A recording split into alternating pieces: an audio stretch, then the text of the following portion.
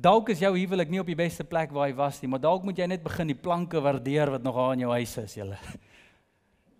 Tel net die planke. En sê, Here, ek is nog nie daar nie, maar kom.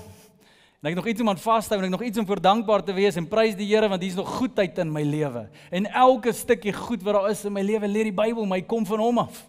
Al is dit 'n plank. Al is dit nie so ideaal nie. Al kry ek so 'n bietjie koud, dan moet ek so 'n bietjie, daar is nie meer 'n propeller nie, dan moet ek self skop, dan moet ek bietjie meer energie insit, dan moet ek meer vat in hierdie seisoen, dan doen ek dit. Maar ek het nog werk. Is nie my droomwerkie, maar ek het nog werk. Ek is nie in die ideale posisie in my lewe nie, maar ek is nog in 'n posisie in my lewe.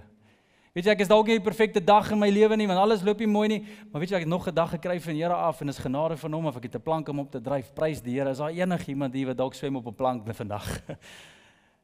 Dalk moet ons net begin dankbaar raak vir ons planke, weet jy hoekom? Want daar is nog iets erger as onperfek, en dis ondankbaar.